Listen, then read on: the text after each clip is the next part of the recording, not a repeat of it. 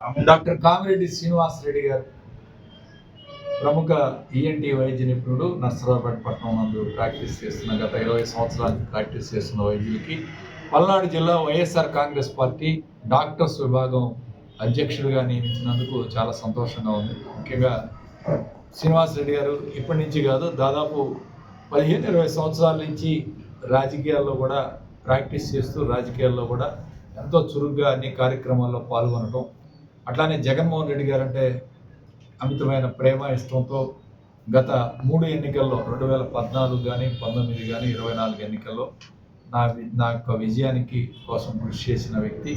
అలానే మా డాక్టర్స్ బృందం అంతా కూడా నర్సరావుపేట పట్టణంలో కానీ గ్రామాల్లో కానీ పర్యటన చేసి ఇక్కడ ఉన్న వాళ్ళందరూ కూడా చాలామంది సహకరించారు.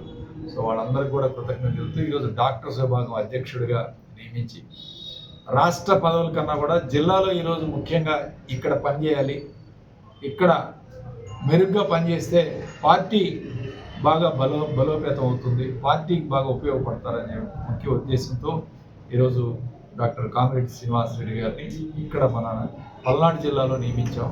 ఖచ్చితంగా జగన్మోహన్ రెడ్డి గారి దృష్టి కూడా తీసుకెళ్తాం.